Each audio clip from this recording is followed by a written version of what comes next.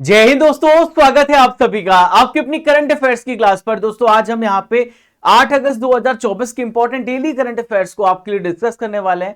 सुबह के 6 बज गए हैं, हम और आप यहाँ पे लाइव जुड़े हुए हैं। अब हर घर करंट अफेयर्स पहुंचेगा हमारे और आपके प्रयासों के माध्यम से। प्यारे साथियों, जो आप क्लास देख रहे हो 979 नंबर की क्लास देख रहे हैं, लगातार 979 डेज से मैं आपको करंट अफेयर्स पढ़ा रहा हूं। भारत के सभी परीक्षाओं के लिए आप यहाँ पे करंट अफेयर्स पढ़ रहे हैं। कॉपी पेन लेकर के बैठिए और जो भी मैं आपको इंपॉर्टेंट पॉइंट बताऊं उससे आप अपनी नोटबुक पे नोट कीजिएगा। आइए देखते हैं यहां पे आपके लिए सबसे पहले मोटिवेशन थॉट। दोस्तों स्वामी विवेकानंद जी कहते हैं, जो कुछ भी तुमको कमजोर करता है या जो कुछ भी तुमको कमजोर बनाता है, आपको फिजिकल रूप से, आपको मेंटल रूप से और आपको या फिर इंटेलेक्चुअल लेवल से, शारीरिक रूप से, बौद्धिक रूप से, मानसिक रूप से, उस जहर को आप अभी से त्याग दो। प्यारे दोस्तों, जिस प्रकार से हम जहर नहीं खाते क्योंकि हमें पता है कि हम इससे हमारी डेथ हो जाएगी, ऐसे बहुत सारी चीजें हमारे आसपास है जो हमें कमजोर करती है शारीरिक रूप से, बौद्धिक रूप से, मानसिक रूप से, तो हमें अभी के अभी उसे त्याग देना चाहिए। आइए फ्रेंड्स, आज का सबसे पहला इंपॉर्टेंट क्वेश्चन देखते हैं जो आपकी स्क्रीन पर दिख रहा है। दोस्तों कल भारत देश का दिल टूटा है। जो भारत की बेटी है वो डिस्क्वालीफाई हो गई है। विनेश फोगाट का संबंध किस खेल से है जो पेरिस ओलंपिक 2024 में अयोग्य घोषित हुई है? तो विनेश फोगाट का आप सभी आंसर याद रखिएगा, बहुत ज्यादा इंपॉर्टेंट हो जाता है। तो साथियों इनका संबंध है रेसलिंग से। यहां पे रेसलिंग से, कुश्ती से इनका संबंध है।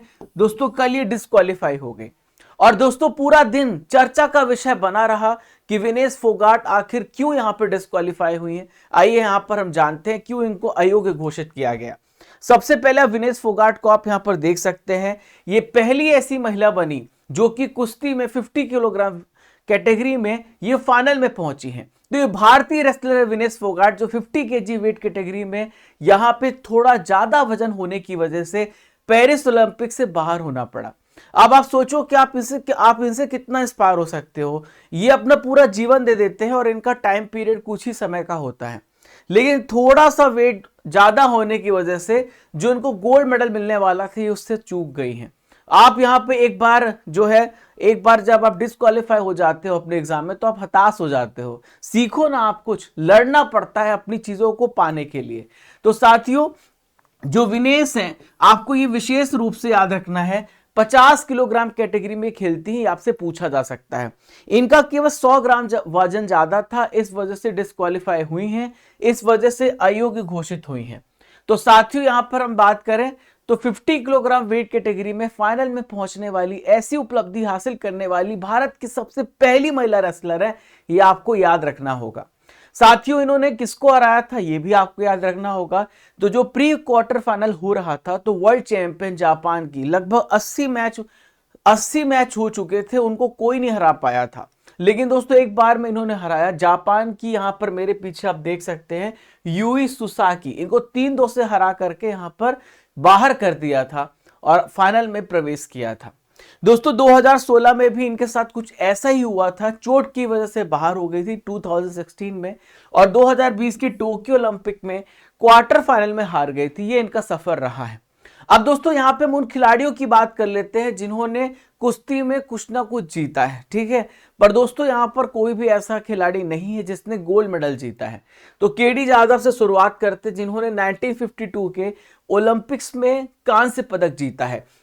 यहां पर आप देखिए सुशील कुमार, इन्होंने ब्रॉन्ज मेडल जीता 2008 में।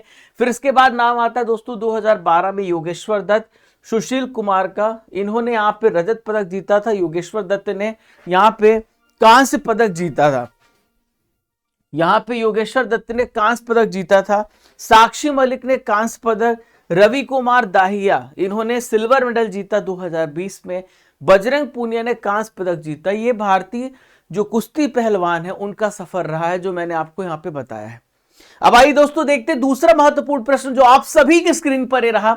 सेकंड क्वेश्चन आपकी स्क्रीन पर ही रहा।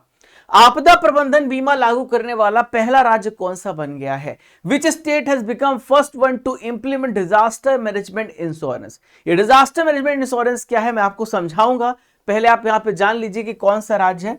तो नागालैंड इसका सही आंसर हो जाएगा। नागालैंड यहां पर आपदा प्रबंधन बीमा लागू करने वाला पहला राज्य यहां पे बन चुका है, डिजास्टर मैनेजमेंट इंश्योरेंस। देखिए बात यहां पे यूपी की करते उत्तर प्रदेश की, तो उत्तर प्रदेश यहां पे सबसे ज्यादा आयुष्मान कार्ड बनाने वाला राज्य है। यहां पे हम पंजाब की बात करें तो राइट टू वॉक यानी चलने का अधिकार देने वाला सबसे पहला राज्य पंजाब है। उत्तराखंड जो है यूसीसी लागू करने वाला, यूनिफॉर्म सिविल कोड लागू करने वाला भारत का सबसे पहला राज्य यहां पे उत्तराखंड है, आपको याद रखना है। अब यहां पे हम बात कर लेते हैं दोस्तों नागालैंड की। तो नागालैंड जो है आपदा जोखिम प्रबंधन, यानी कि अगर किसी प्रकार का कोई डिजास्टर आता है यहां पे नागालैंड में, तो एसबीआई के साथ करार किया, जो नुकसान होगा उसकी भरपाई यहां पे एसबीआई करेगी। ठीक है, तो इस समझौते ज्ञापन पर हस्ताक्षर किए गए हैं यहां पे नागालैंड सरकार और एसबीआई के बीच में। ये बात आपको समझ में आ गई होगी। किसी भी प्रकार की कोई नेचुरल डिजास्टर, भूकंप आता है, बाढ़ आती है, लैंडस्लाइड होता है, कोई भी ऐसा कुछ भी होगा, तो वो जो नुकसान होगा एसबीआई यहां पे भरेगी, और ये 3 साल के लिए इफेक्ट रहेगा ये समझौता ज्ञापन। दोस्तों नागालैंड के जो सीएम यहां पर मेरे पीछे देख पा रहे हैं, इनका नाम है नेफ्यू रियो। इन्होंने पूरे नागालैंड, जो पूरा नागालैंड है ना, उसको यहाँ पे बीमा के दायरे में यहाँ पे रखा है, और बीमा जो प्रीमियम भुगतान है वो यहाँ पे सरकार करेगी। ये उसी प्रकार से है जब आप अपना लाइफ इंश्योरेंस कराते हैं तो आप यहाँ पे कुछ प्रीमियम पे करते हैं, उसके बाद आपको इसका बेनिफिट मिलता है। उसी प्रकार से यहाँ पे नागालैंड सरकार भी कुछ प्रीमियम पे करेगी, उसके बाद उनको यहाँ पे बेनिफिट यहाँ पे मिलेगा। अब दोस्तों बात यहाँ पे नागालैंड की आई है, तो नागालैंड के बारे में सारी इंपॉर्टेंट जानकारी आपको होनी चाहिए। आइए जानते हैं नागालैंड के बारे में। नागालैंड की लोकेशन देखते हैं। तो नागालैंड आप यहां पर देख सकते हैं, नागालैंड की जो बाउंड्री है म्यांमार को लगती है। ऊपर आप अरुणाचल प्रदेश देखें, इधर असम देखें, इधर मणिपुर, तो 3 राज्य हैं और एक यहां पे अंतरराष्ट्रीय सीमा छू रही है, वो है म्यांमार। ये आपने समझा। दोस्तों नागालैंड 1963 में गठित हुआ था। इसकी कैपिटल कोहिमा है। ला गणेशन यहाँ के गवर्नर है और नेफ्यू रियो यहाँ के सीएम है। दोस्तों टोटल विधानसभा सीटें यहाँ पे 60 है, राज्यसभा सीटें 1 है, लोकसभा सीटें यहाँ पर 1 है। यहाँ पे एक इंपॉर्टेंट नेशनल पार्क है, इसका नाम है नतांगकी नेशनल पार्क। और दोस्तों यहाँ पे बहुत ही फेमस फेस्टिवल है हॉर्नबिल फेस्टिवल। हॉर्नबिल नाम का यहाँ पे बर्ड पाया जाता है और उसी को यहाँ पे पूजा जाता है, उसी के ऊपर यहाँ पे हॉर्नबिल फेस्टिवल मनाया जाता है। एक और फेस्टिवल है आओ लंग महोत्सव, ठीक है, तोखु एमोंग। ये इंपॉर्टेंट फेस्टिवल्स हैं जो नागालैंड में सेलिब्रेट किए जाते हैं। अब दोस्तों यहां पर आइए जानते हैं 2024 में जो प्रथम चीजें हुई हैं वो आपको यहां पे याद रखनी है। आइए जानते हैं, ठीक है। तो देश की पहली महिला, जो देश की पहली ट्रांसजेंडर दरोगा अगर आपसे पूछा जाए तो कौन है, तो मेरे पीछे आप यहां पर पहली ट्रांसजेंडर इंस्पेक्टर देख रहे हैं। कमेंट बॉक्स पे आप सभी आंसर देते चलिएगा। तो इनका जो नाम है वो क्या है, ये आपसे पूछा जा सकता है। इनका क्या नाम है?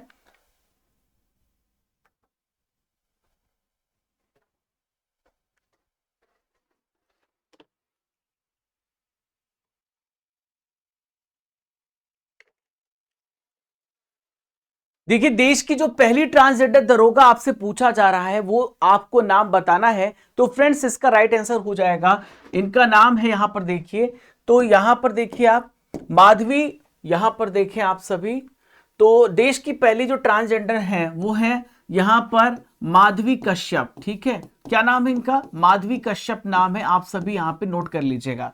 अगर आपसे पूछा जाए भारत का सबसे लंबा समुद्री पुल कौन सा है, तो दोस्तों सबसे लंबा समुद्री पुल है महात्मा गांधी। यहां पर देखिए ये अटल सेतु है, मैं महात्मा गांधी कह रहा हूं, अटल सेतु है। इसकी लंबाई जो है अटल सेतु की ये 21.8 किलोमीटर है। ये कहां पर है दोस्तों? मुंबई में है। कहां पर है ये? मुंबई में है। आप सभी यहां पे नोट कर लीजिएगा, मुंबई महाराष्ट्र में है। हम यहां पे बात करते हैं भारतीय नौसेना की सबसे पहली महिला पायलट की, तो ये कौन है दोस्तों? इनका नाम है अनामिका राजीव। क्या नाम है इनका? अनामिका राजीव इनका नाम है। नेक्स्ट आइए यहां पर देखते हैं भारत का सबसे पहला साहित्यिक शहर, भारत का सबसे पहला लिटरेचर सिटी कौन सा है, तो कोझिकोड आपको याद रखना है। जो कहां पर आपको देखने को मिलेगा? कोझिकोड आपको केरल स्टेट में देखने को मिलेगा। चलिए नेक्स्ट यहां पे बात करते हैं अपने सभी ग्लेशियर को खोने वाला सबसे पहला कंट्री कौन सा है, तो आप सभी लिखिएगा ये वेनेजुएला है जिसने अपना पूरा ग्लेशियर खो दिया है। अंतरिक्ष में पहुंचने वाले सबसे पहले भारतीय अंतरिक्ष पर्यटक कौन है? तो इनका क्या नाम है? गोपी थोटाकुरा। क्या नाम है इनका? गोपी थोटाकुरा। ठीक है, तो ये सारी इंपॉर्टेंट चीजें हमने यहां पे पढ़ ली। हम नेक्स्ट क्वेश्चन की तरफ बढ़ते हैं। बांग्लादेश में अंतरिम सरकार के हाल ही में प्रमुख कौन बनाए गए हैं? Who has become the head of इंटीरियम government in Bangladesh? तो बांग्लादेश में दोस्तों आप सभी को पता है कि हालात बहुत ज्यादा खराब हैं और वहां पे शेख हसीना ने रिजाइन कर दिया, देश छोड़कर चली गई और वहां पे सरकार चलाने के लिए एक नए यहां पे प्रधानमंत्री की जरूरत है। अंतरिम सरकार के यहां पे जो प्रमुख बनाए गए हैं मोहम्मद यूनुस बनाए गए हैं। इसका राइट आंसर हो जाएगा मोहम्मद यूनुस। दोस्तों खालिदा जिया ये पहले यहाँ की प्राइम मिनिस्टर थी, इनको जेल भेज दिया गया था करप्शन के चार्जेस की वजह से, अभी इनको रिहा कर दिया गया है।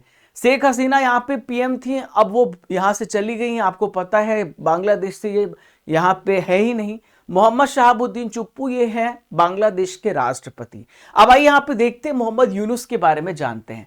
तो मेरे पीछे आप सभी मोहम्मद यूनुस को देख पा रहे हैं, नोबेल पुरस्कार विजेता है, नोबेल पुरस्कार विजेता है, याद रखिएगा। इनको अंतरिम सरकार का प्रमुख यहाँ पे अपॉइंट किया गया है।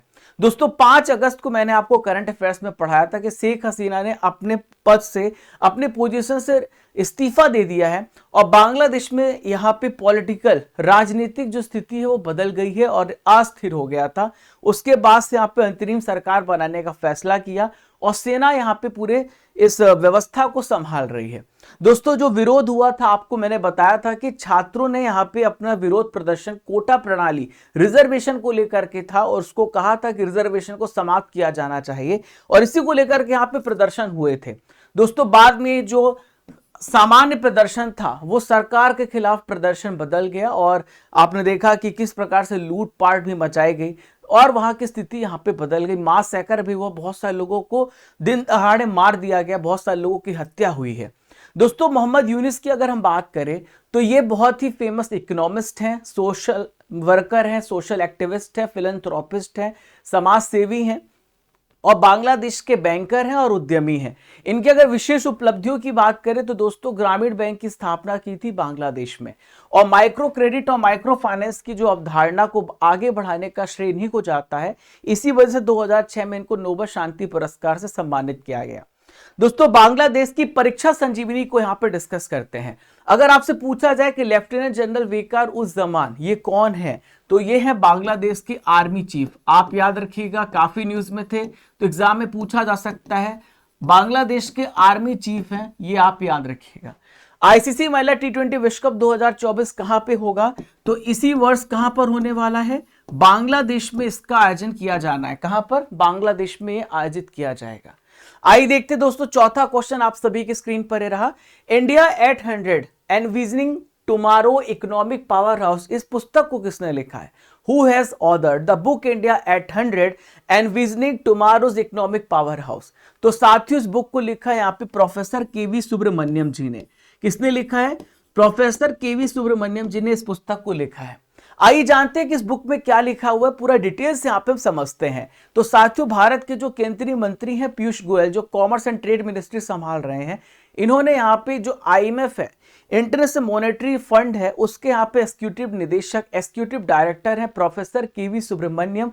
इनकी बुक रिलीज हुई है India 800 envisioning tomorrow's economic power house का यहाँ पे विमोचन किया है।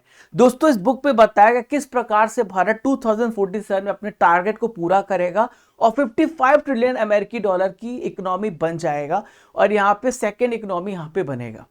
दोस्तों बात यहाँ पे बुक की आई है तो मैं आपको बहुत सारे बुक्स के नेम बता रहा हूं जो आपको एग्जाम में पूछे जा सकते हैं। आइए जानते हैं। बिल गेट्स ने एक बुक लिखी है, इसका नाम है सोर्स कोड बाय बिगिनिंग्स।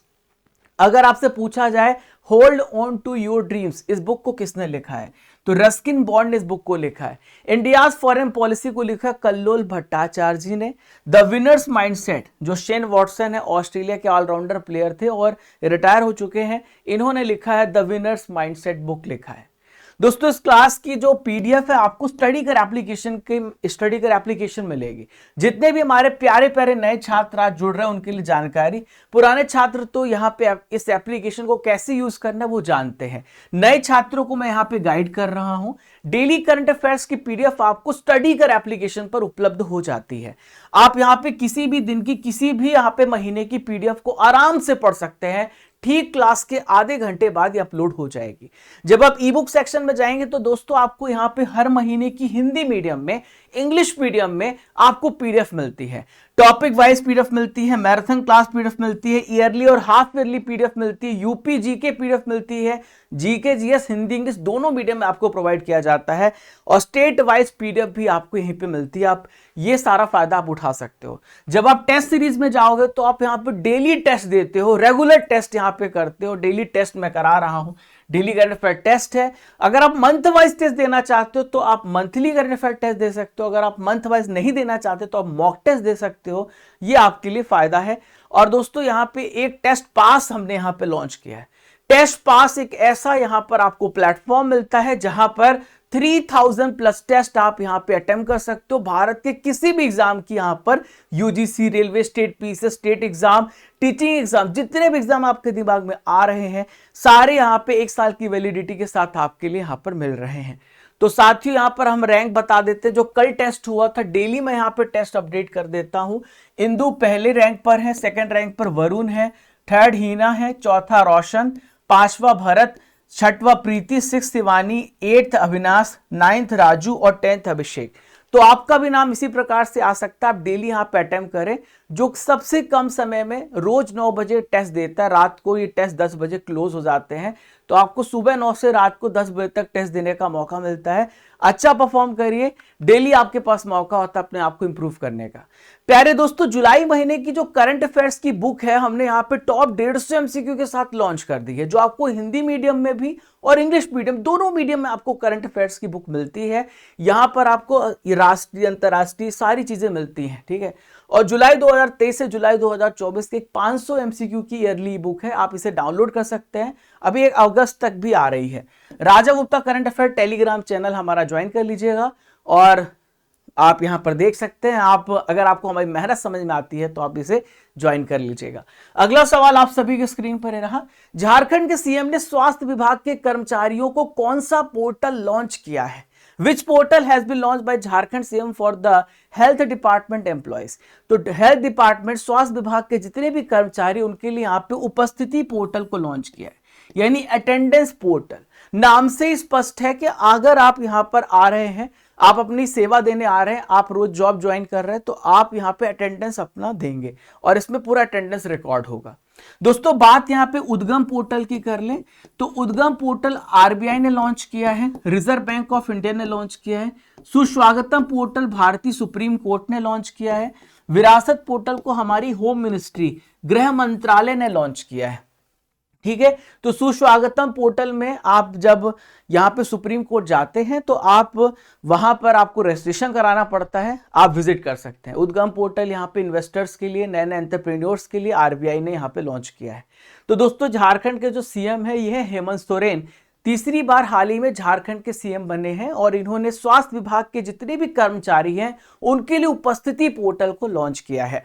तो साथियों इसमें जितने भी डॉक्टर्स हैं, पैरामेडिकल सर्विस कर रहे हैं, स्टाफ है और जो कॉन्ट्रेक्चुअल एम्प्लॉइज हैं और भी जो अदर एम्प्लॉइज जो हेल्थ डिपार्टमेंट से जुड़े हुए हैं, उनको अपनी अटेंडेंस यहाँ पे मार्क करनी इस पोर्टल में। अब दोस्तों बात यहाँ पे पोर्टल क्या ही है, तो मैं आपको बहुत सारे पोर्टल समझा देता हूं जो आपके एग्जाम में पूछा सकते हैं और हमने अभी पढ़े हैं। ई साक्ष्य, न्याय सेतु, न्याय श्रुति और ई समन ऐप, ये चंडीगढ़ में लॉन्च किया गया अमित शाह जी के द्वारा, हमारे गृह मंत्रालय के द्वारा। इससे क्या होगा दोस्तों, हमारी होम मिनिस्ट्री ने इसे लॉन्च किया है। इससे जो हमने 3 कानून अभी यहाँ पे 1 जुलाई से लागू किया है उसको यहाँ पे इंप्लीमेंट करने में आसानी होगी।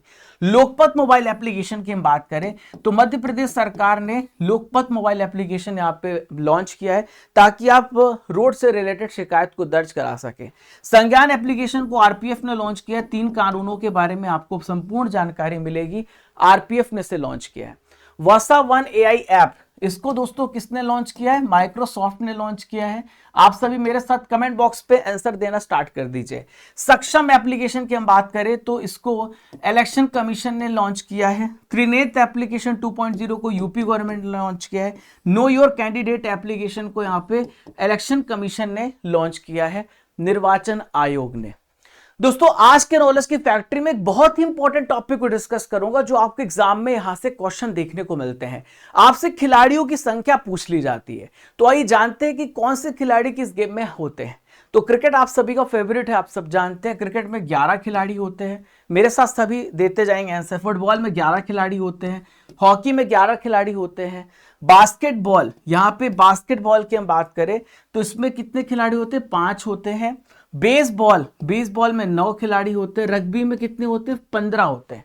रग्बी में 15 खिलाड़ी होते हैं। पोलो की बात करें तो 4 लेटर से 4 होते हैं। वाटर पोलो में यहां पर आप वाटर आप जोड़ रहे हैं तो ये 7 खिलाड़ी हो जाएंगे। वॉलीबॉल में कितने खिलाड़ी हो जाएंगे? 7 हो जाएंगे। कबड्डी में 7 हो जाएंगे। हैंडबॉल में कितने हो जाएंगे? 7 हो जाएंगे। ठीक है, आप यहां पर देखो।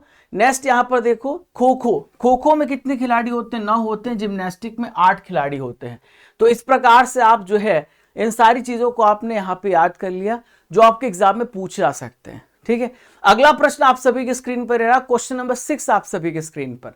हाल ही में खबरों में रही नंदिनी सहकार योजना किसके द्वारा लॉन्च की गई है? आइए देखते हैं। रिसेंटली न्यूज नंदिनी सहकार योजना हैज बीन लॉन्च बाय वोम। तो नंदिनी सहकार योजना को एनसीडीसी ने यहां पे लॉन्च किया है। एनसीडीसी आपको याद रखना है, किसने? एनसीडीसी इसका राइट आंसर हो जाएगा। एनसीडीसी मतलब होता है राष्ट्रीय सहकारी विकास निगम, यानी इसे हम कहते हैं national cooperative development corporation. Nandini Sahakar Yojana ये महिलाओं के लिए है। तो दोस्तों यहाँ पे फाइनेंशियल असिस्टेंस और उनकी यहाँ पे जो इफिशियंसी है, क्षमता पे विकास, जो उनका यहाँ पे ओवरऑल डेवलपमेंट ये महिलाओं का किया जाएगा। उनको नए नए रोजगार सृजन के लिए काम किया जाएगा। उनको यहाँ पे एंटरप्रेन्योर्स बनाया जाएगा और वो अपनी व्यवसाय को आगे ले जा सके। इसकी गतिविधियों में इनको इन्वॉल्व करने के लिए एनसीडीसी ने यहाँ पे महिला सहकारी समितियों के लिए यह योजना स्टार्ट करी है।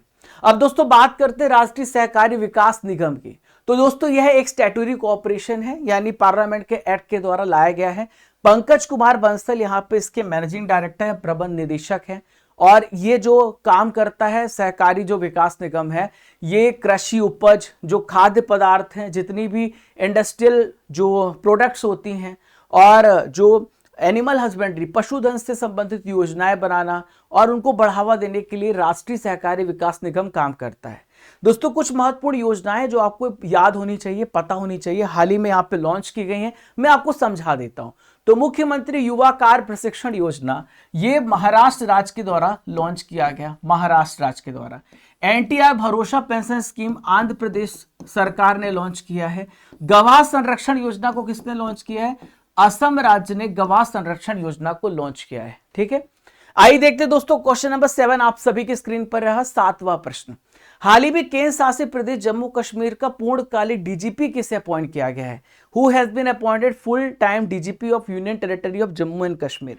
तो जम्मू कश्मीर में आर स्वैन इसका राइट आंसर हो जाएगा। इनको जम्मू कश्मीर का पूर्णकालिक डीजीपी यहां पे बनाया गया, फुल टाइम डीजीपी बनाया गया। देखिए डीजीपी जो पद होता है किसी भी राज्य का सबसे बड़ा पुलिस का पद होता है। ठीक है, विकास लखेरा की हम बात करें तो इनको असम राइफल्स का डायरेक्टर बनाया गया है, असम राइफल्स का। विनय मोहन क्वात्रा जो है हमारे यहाँ पे फॉरेन सेक्रेटरी विदेश सचिव बने, फॉरेन सेक्रेटरी विदेश सचिव यहाँ पे बने हैं। यहाँ पे हम बात करें दलजीत सिंह चौधरी, ये एसएसबी के डायरेक्टर है। इसके साथ साथ इनको बीएसएफ बॉर्डर सिक्योरिटी फोर्स का भी अतिरिक्त चार्ज यहाँ पे दिया गया है दलजीत सिंह चौधरी को। अभी हाल ही के करंट अफेयर्स में मैंने आपको पढ़ाया था। अब आइए यहाँ पर देखते हैं, आर स्वैन यहाँ पर आप देख सकते हैं जम्मू कश्मीर का इनको पूर्णकालिक डीजीपी अपॉइंट किया गया है। और दोस्तों यहाँ पे हम बात करें, पहले ये अतिरिक्त प्रभार संभाल रहे थे लेकिन अब फुल टाइम मेंबर बना दिए गए हैं। तो डीजीपी मतलब होता है director general of police. Jammu Kashmir की बात आई तो जम्मू कश्मीर जो है 31 अक्टूबर 2019 को यूनियन टेरिटरी बना और इसकी कैपिटल श्रीनगर और जम्मू है। अभी वर्तमान में इसके उपराज्यपाल मनोज सिन्हा है। अभी इनकी पावर्स को भी बढ़ाया, करंट अफेयर्स में मैंने आपको बताया था। जम्मू कश्मीर से रिलेटेड करंट अफेयर्स को डिस्कस करते हैं। दुनिया का सबसे ऊंचा रेल ब्रिज कौन सा है? तो यह है चिनाब ब्रिज है, जो कि 359 मीटर का है। उत्तर भारत का सबसे पहली सरकारी होम्योपैथिक कॉलेज की स्थापना कहां पर हुई? कठुआ में हुई है। आनंद विवाह अधिनियम को लागू किस राज्य ने किया? जम्मू कश्मीर में। किश्तवाड़ का जो केसर है उसको जीआई टैग मिला है, ये जम्मू कश्मीर में है। तवी महोत्सव कहां में मनाया जाता है? जम्मू कश्मीर में मनाया जाता है। पीएम विश्वकर्मा योजना लागू करने वाला पहला राज्य जम्मू कश्मीर है। Gyanodaya express college on wheels पहल जम्मू कश्मीर में लॉन्च किया गया है। भगवान वेंकटेश्वर मंदिर का उद्घाटन जम्मू में हुआ है। आइए देखते हैं दोस्तों, क्वेश्चन नंबर 8 आप सभी की स्क्रीन पर रहा। पुडुचेरी के उपराज्यपाल के रूप में हाल ही में किसने शपथ ली है? किसने यहाँ पे ओथ ली है? Who has been sworn as the lieutenant governor of Puducherry? तो पुडुचेरी का यहाँ पे गवर्नर बनाया गया है किसको? यहाँ पे के कैलाश नाथन को बनाया गया है। इसका राइट आंसर हो जाएगा दोस्तों संतोष कुमार गंगवार की बात करें तो झारखंड के गवर्नर है, झारखंड के गवर्नर है। मंगू भाई पटेल मध्य प्रदेश के गवर्नर है। आनंदीबेन पटेल उत्तर प्रदेश राज्य की गवर्नर है। तो के कैलाश नाथन यहाँ पे पुडुचेरी के उपराज्यपाल बनाए गए हैं और ये 25 नंबर के उपराज्यपाल 25वें उपराज्यपाल बनाए गए हैं पुडुचेरी के। दोस्तों यहाँ पे पुडुचेरी हाईकोर्ट के जो कार्यवाहक मुख्य न्यायाधीश हैं, जो एक्टिंग जस्टिस हैं, वो है डी कृष्ण कुमार। इन्होंने यहाँ पे पुडुचेरी के जो कैलाश नाथ हैं अभी यहाँ पे बनाए गए हैं, तो इनको यहाँ पे गोपनीयता और यहाँ पे पद की शपथ यहाँ पे दिलाई है। जो भी वहाँ का सीजे होता है, जो मुख्य न्यायाधीश होता है, वो यहाँ पे अदर जजेस को यहाँ पे शपथ दिलाता है। आपने कॉन्स्टिट्यूशनल रूप में सारी चीजें पढ़ी हैं। पुडुचेरी की लोकेशन देखें तो तमिलनाडु में आपको यहाँ पे पुडुचेरी देखने को मिलेगा। पुडुचेरी का जो एरिया है 492 किलोमीटर स्क्वायर में फैला हुआ है। एन रंगास्वामी यहाँ के सीएम है। मद्रास हाईकोर्ट यहाँ का जो है कार्य क्षेत्र इसका आता है। हम बात करें तो मास्करेड यहाँ का प्रमुख त्योहार है और मासीम गम यहाँ का प्रमुख पर्व है। विधानसभा सदस्यों की संख्या टोटल 33 है। लोकसभा की सीटों की संख्या 1 है। राज्यसभा की सीटों की संख्या यहाँ पर 1 है। आइए देखते हैं दोस्तों, क्वेश्चन नंबर 9 आप सभी के स्क्रीन पर ही रहा। हाल ही में केंद्र सरकार ने नमामि गंगे मिशन 2.0 के तहत यूपी बिहार में कितनी लागत से 4 परियोजनाएं यहां पे स्टार्ट की हैं? सेंट्रल गवर्नमेंट ने यहां पे 4 प्रोजेक्ट लॉन्च की हैं। नमामि गंगे जो मिशन है 2.0 उसके तहत कितने कॉस्ट पे लॉन्च की है? तो 920 करोड़ रुपए इसका राइट आंसर हो जाएगा। 920 करोड़ रुपए से यहाँ पे यूपी बिहार में जो गंगा है और गंगा की जो सहायक नदियां हैं उसको साफ करने का काम किया जाएगा। 920 करोड़ रुपए इसमें लागत आ रही है। ठीक है, तो इसका उद्देश्य क्या है दोस्तों? गंगा और उसकी जितनी भी ट्रिब्यूटरीज हैं उनकी पानी की गुणवत्ता को सुधारना और उसको स्वच्छ बनाना, पीने योग्य बनाना, साफ बनाना। ठीक है, तो साथ ही उसमें सीवियर जो उपचार हो रहा है उससे बहुत ज्यादा हमें फ्रेश वाटर भी मिलेगा और इससे 145 मेगालीटर हर डे हमें यहाँ पे पानी मिलेगा जब हम सीवेज का उपचार करेंगे। तो नमामि गंगे जो है भारत की एक राष्ट्रीय गंगा नदी की सफाई योजना है। उसको वापस से जो जीर्णोद्धार करना, वापस से उसे पूरी तरीके से रेजुवेनेट करने के लिए भारत सरकार के द्वारा स्टार्ट की गई है। राष्ट्रीय स्वच्छ गंगा मिशन का यह पहल है। 2014 में इस मिशन को स्टार्ट किया गया था। 2014 में जो बहुत सारे ठोस कचरे होते हैं, बहुत सारे प्लास्टिक मलबे होते हैं, उसको यहाँ पे रेगुलरली हमें सफाई करना, उसको यहाँ से हटाना है। ठीक है दोस्तों, आज का आखिरी इंपॉर्टेंट करंट अफेयर आप सभी की स्क्रीन पर ही रहा। भारत का पहला जीआई टैग अंजीर जूस किस देश को एक्सपोर्ट किया गया, निर्यात किया गया है? तो इंडिया का जो सबसे पहला जो जीआई टैग फिग जूस है ये पोलैंड को एक्सपोर्ट किया गया है। आपको याद रखना है किसको एक्सपोर्ट किया गया? पोलैंड को यहां पे एक्सपोर्ट किया गया अंजीर, जो हमारे हेल्थ बेनिफिट्स के लिए जाना जाता है। तो दोस्तों Purandar highland farms producer company है और इन्होंने यहाँ पे पोलैंड में यहाँ पे भारत का जीआई टैग वाला अंजीर का जूस एक्सपोर्ट किया है। एक महत्वपूर्ण यहाँ पे उपलब्धि हासिल की है। ठीक है, तो साथ ही उसके पहले 2023 में हांगकांग में भारत की तरफ से जीआई टैग वाला जो पुरंदर अंजीर है वो यहाँ पे भेजा गया था। अब इसका जूस पोलैंड में भेजा गया है। दोस्तों कुछ इंपॉर्टेंट जीआई टैग आपको पता होने चाहिए, आप जान लीजिए। तिरंगा बर्फी, ये बनारस में सबसे ज्यादा जीआई टैग मिले हैं। तिरंगा बर्फी आप याद रखिएगा। मांजली मुखौटे और पांडुलिपि पेंटिंग असम राज्य से रिलेटेड है। आदिवासी पोशाक रिसा त्रिपुरा से। सिल्वर फिलिग्री चांदी तारकशी जिसे जानते हैं उड़ीसा से। और है नेक्स्ट है ढेकनाल माजी जो कि एक मिठाई है, ये उड़ीसा में इसका इस्तेमाल किया जाता है। उड़ीसा को जीआई टैग दिया गया है। ठीक है, दोस्तों यहां पर आपने पूरे जीआई टैग पढ़ लिया भाई। यहां पे 10 महत्वपूर्ण करंट अफेयर्स हमारे हो गए हैं। अब यहां पे ट्रिपल आर सेशन हम स्टार्ट कर रहे हैं, जहां पे जुलाई महीने के 2024 के इंपॉर्टेंट करंट अफेयर्स का कंप्लीट रिवीजन करेंगे। आइए देखते हैं। हाल ही में सेवेक्स 2 नाम का यहां पे जो विस्फोटक है, इस बम को सफलतापूर्वक किसने बनाया है, किसने डेवलप किया, किसने प्रमाणित किया है, आपसे पूछा जा रहा है। तो दोस्तों इंडियन नेवी, भारतीय नौसेना इसका राइट आंसर है। एयर इंडिया के द्वारा दक्षिण एशिया का सबसे बड़ा फ्लाइंग स्कूल कहां पे स्थापित किया जाएगा, कमेंट बॉक्स पे आंसर दीजिए। तो साथियों इसका राइट आंसर हो जाएगा अमरावती में इसकी स्थापना की जा रही। कहां पर? अमरावती में। ठीक है। सुजाता सोनिक किस राज्य की सबसे पहली महिला मुख्य सचिव बनी है? तो सुजाता सोनिक पहली चीफ सेक्रेटरी बनी महाराष्ट्र राज्य की। इसका राइट आंसर हो जाएगा। अंडर 23 एशियाई कुश्ती चैंपियनशिप 2024 में पहला स्थान किस देश ने हासिल किया है? तो भारत ने इसमें सबसे पहला स्थान हासिल किया है। हाल ही में कौन सा सोशल मीडिया प्लेटफॉर्म बंद हो गया है? तो दोस्तों कौन सा सोशल मीडिया प्लेटफॉर्म अभी बंद हो गया है? बहुत ज्यादा प्रयास किया गया ट्विटर के टक्कर को देने के लिए, यहां पे लॉन्च किया गया था। इसका नाम है कू प्लेटफॉर्म। के सरस्वती अम्मा पुरस्कार हाल ही में किसे प्राप्त हुआ है? तो पी गीता को के सरस्वती अम्मा पुरस्कार मिला है। 15 नंबर का टॉयबिज इंटरनेशनल B2B एक्सपो 2024, इसका आयोजन कहां किया जाएगा? तो साथियों इसका राइट आंसर न्यू दिल्ली है, नई दिल्ली में किया जाएगा। पेरिस ओलंपिक 2024 के लिए भारतीय ओलंपिक संघ का प्रमुख प्रायोजक कौन बना है? तो ये BPCL बना है, भारत पेट्रोलियम कॉर्पोरेशन लिमिटेड बना है। वित्त वर्ष 2023-24 में भारत का रक्षा उत्पादन कितना पहुंच गया है? तो ये 1.27 लाख करोड़ पहुंच चुका है। मसूद पज़ेश्कियान किस देश के राष्ट्रपति बने हैं? तो ईरान के राष्ट्रपति बने हैं मसूद पज़ेश्कियान। दोस्तों 10 महत्वपूर्ण करंट अफेयर्स का हमने ट्रिपल आर में रिवीजन किया है। अब हम कल के करंट अफेयर्स का रिवीजन करेंगे, जो आपने कल करंट अफेयर्स पढ़े हैं। 2024 के फॉर्च्यून ग्लोबल 500 सूची में शीर्ष रैंक वाली भारतीय कंपनी कौन सी बनी है? तो रिलायंस इंडस्ट्रीज लिमिटेड 86 नंबर पे है टॉप 500 कंपनियों में। हाल ही में फिजी देश के द्वारा companion of the order of Fiji सम्मान से किसे सम्मानित किया गया है? तो हमारे देश की राष्ट्रपति द्रौपदी मुर्मू जी को यहां पे सम्मानित किया गया है। राष्ट्रीय महिला आयोग ने डिजिटल शक्ति केंद्र का उद्घाटन कहां पर किया है? तो दोस्तों न्यू दिल्ली में इसका उद्घाटन किया गया।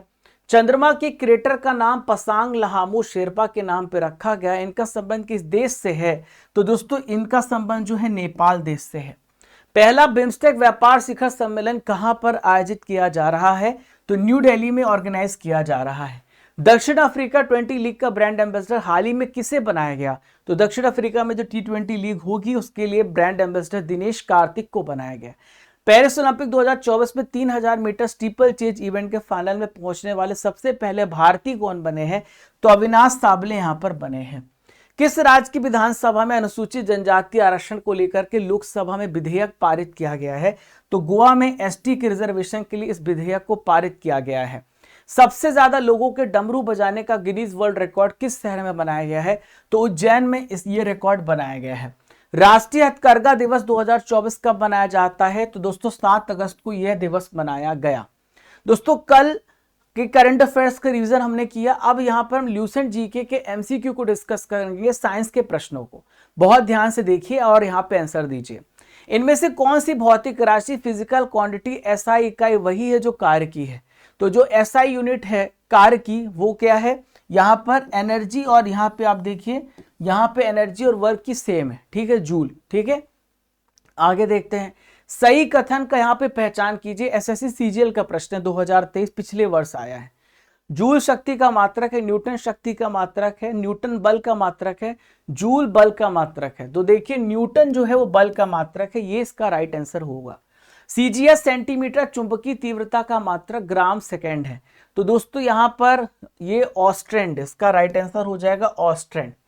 इनमें से कौन सा विकल्प टेस्ला नामक एसआई व्युत्पन्न इकाई पे मापा जाता है?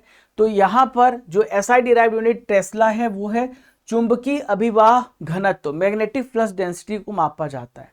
आपका आखिरी में मैं आपका टेस्ट लेने वाला हूं दोस्तों। ये टेस्ट जो है यहां पर जो 5 महत्वपूर्ण प्रश्न है पूछे जाएंगे जो आपने पूरा अभी पढ़ा है।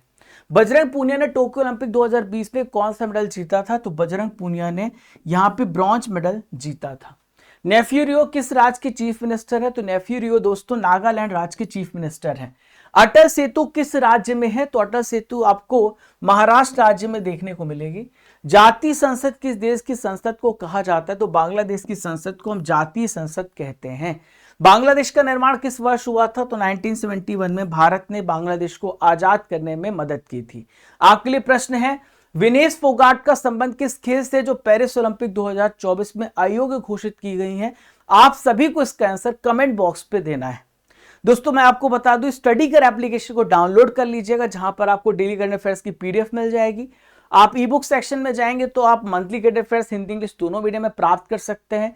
Topic wise PDF, marathon class PDF, yearly half yearly PDF और यहाँ पे जीके जीएस की हिंदी इंग्लिश मीडियम में बुक, ये सारी व्यवस्था आपके लिए की गई है। यहाँ पर जब आप टेस्ट सीरीज में जाएंगे तो टेस्ट सीरीज में आपको यहाँ पे डेली टेस्ट देना होता है। यहाँ पे मॉक टेस्ट है करंट अफेयर्स का और मंथली करंट अफेयर्स का टेस्ट है। 3000 प्लस टेस्ट आप टेस्ट पास में आपको यहाँ पे मिलता है। ये टेस्ट पास है और हर एग्जाम की तैयारी आप यहाँ पे कर सकते हो टेस्ट दे करके। 7 अगस्त का रिजल्ट है। इंदु, वरुण, हीना, रोशन, भरत परिहा, प्रीति, शिवानी, अविनाश, राजू और अभिषेक, आप सभी टॉपर। ऐसे पढ़ते रहिए, आगे बढ़ते रहिए। बहुत सारे लोग यहाँ पे टेस्ट देते हैं। सुबह 9 से लेकर रात के 9 बजे तक टेस्ट यहाँ पे चलता है। अभी भी टेस्ट स्टार्ट हो जाएगा। आप सुबह 5 बजे से कहिए रात के 9 बजे तक। जुलाई मंथ के करंट अफेयर्स आप यहाँ पर देख सकते हैं और ये 1 साल की ईयर बुक आप डाउनलोड कर सकते हैं। Join Raja Gupta current affair Telegram channel and don't forget to subscribe, like, share and comment your favourite channel Raja Gupta current affairs. तो फ्रेंड्स मिलते हैं, तब तक के लिए जय हिंद, जय भारत। खुश रहिए, मुस्कुराते रहिए। ऐसे बहुत सारे टॉपिक को डिस्कस करेंगे, लगातार आपके साथ मेहनत करते रहेंगे। आपको करियर में सफल बनाना है। तो साथियों चलते हैं, नेक्स्ट इंपॉर्टेंट सेशन का वेट करिएगा और चैनल को आप सब्सक्राइब कर दीजिएगा। पसंद आए तो सभी दोस्तों को शेयर कर दीजिएगा। जय हिंद, जय भारत।